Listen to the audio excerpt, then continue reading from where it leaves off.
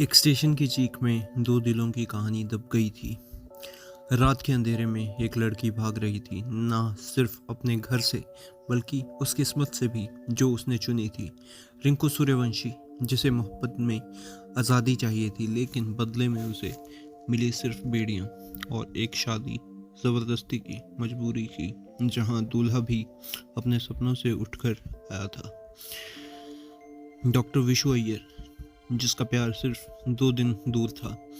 फिर शुरू होती है एक अजीब सी यात्रा, जहां हकीकत और वहां के वहम के बीच मोहब्बत और पागलपन एक ही चेहरे के दो रूप बन जाते हैं। एक साजन जो सिर्फ रिंकू के दिल में जिंदा है, और एक विशु जो हर हाल में उसका साथ चाहता है।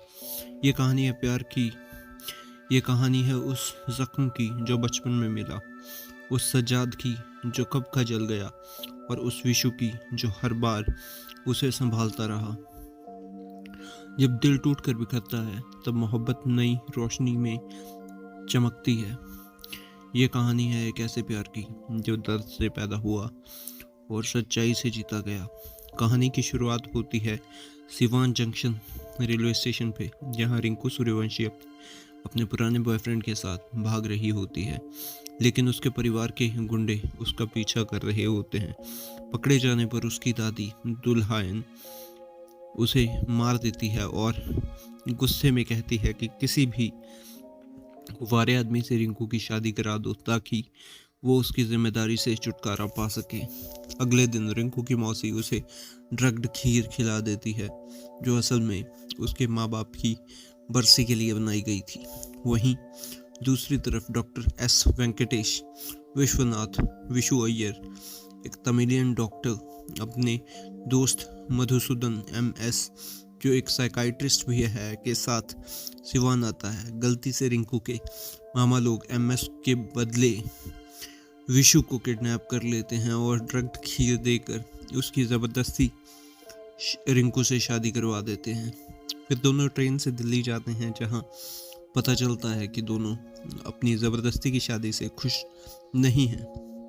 विशु की 2 दिन बाद उसकी फ्रेंड मंदाकिनी मैंडी से एंगेजमेंट है, और रिंकू का असली प्यार, एक मैजिशियन और परफॉर्मर सजाद अली खान, एक हफ्ते में दिल्ली आने वाला है। दिल्ली में एक हॉस्टल में रुकते वक्त रिंकू विशु को बताती है कि उसके माँ बाप को दुल्हन ने कॉन्स्पिरेसी करके जिंदा जला दिया था। फिर दोनों मदुरई जाते हैं विशु की एंगेजमेंट के लिए, लेकिन वहाँ मैंडी एक वीडियो देख लेती है जिसमें विशु रिंकू की ज़बरदस्ती शादी वायरल हो गई होती है और गुस्से में एंगेजमेंट तोड़ देती है। विशु मैंडी के पिता से लड़ता है और रिंकू के साथ बदतमीजी करता है।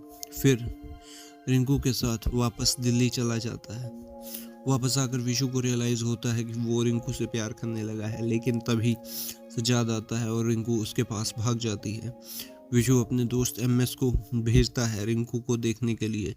यहाँ ट्विस्ट आता है, पता चलता है कि सजाद कोई रियल में इंसान है ही नहीं, बल्कि रिंकू की इमेजिनेशन का हिस्सा है। MS को लगता है कि सजाद रिंकू के बचपन का ट्रॉमा भी हो सकता है। विशु ऑपरेशन थिएटर में होता है जब MS ये सब बताता है। दोनों तुरंत रिंकू को ढूंढने जाते हैं। ट्रेन में मिलने पर विशु रिंकू से कहता है कि वो डिवोर्स फाइल करेगा, और इस बहाने वो उसे रोक लेता है। फिर विशु और MS एक प्लान बनाते हैं रिंकू को मेडिकेशन देने का, ताकि वो सज्जाद से दूर हो जाए। एक रात रिंकू नशे में विशु को चीख पर किस करती है, जिसे सज्जाद देख लेता है। फिर वो रिंकू से कहता है कि विशु से पूछने कि उससे अलग क्या करता है। विशु खुद पर बॉटल्स तोड़ने लगता है और गुस्से में हॉस्पिटल ले जाया जाता है। सजाद विशु से कहता है कि वो ताजमहल को गायब करेगा। विशु और MS एक क्राउड जमा करते हैं। जस्ट जब परफॉर्मेंस होने वाला होता है, MS रिंकू को दवाई दे देता है और उसे पता चलता है कि ताजमहल गायब नहीं हुआ। रात को रिंकू पूछती है सब क्लैप क्यों कर रहे थे। विशु गुस्से में कन्फेस करता है कि वो रिंकू से प्यार करता है और चाहता है कि वो उसके साथ रहे। सजाद रिंकू के प्यार से थ्रेटन्ड फील करता है।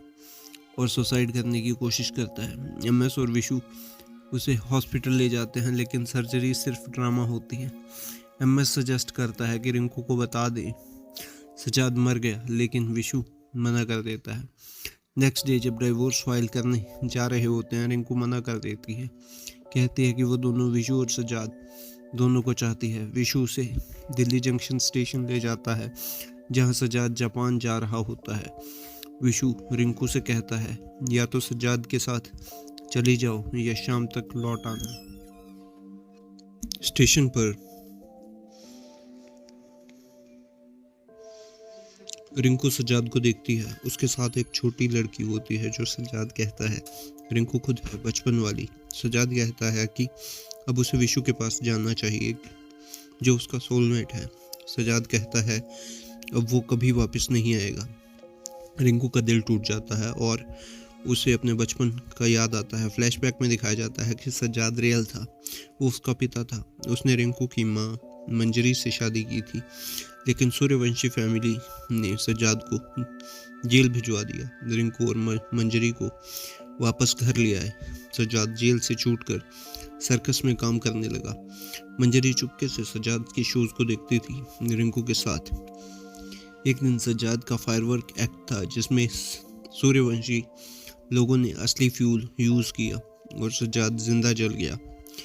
मंजरी उसे बचाने दौड़ी, पर दोनों उस आग में जलकर मर गए रिंकू के सामने।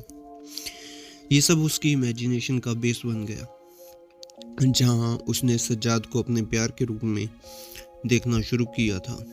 आखिर में जब सज्जाद हमेशा के लिए चला जाता है, रिंकू वापस विशु के पास लौट आती है, जो स्वीट्स बांट रहा होता है कि ये कहते हुए कि मेरी बीवी वापस आ गई है।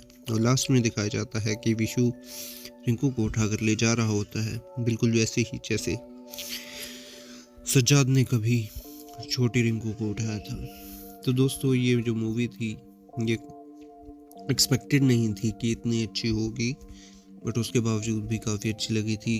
तो आप अगर देखना चाहें, अगर आप साइकोलॉजिकल मूवीज़ देखना पसंद करते हैं तो इस मूवी को देख सकते हैं। मुझे ये काफ़ी पसंद आई थी, आपको भी आशा करता हूँ कि पसंद आए। तो ये था मेरा रिव्यू। मैं मिलता हूँ आपको किसी और वीडियो में किसी और रिव्यू के साथ। तब तक के लिए बाय।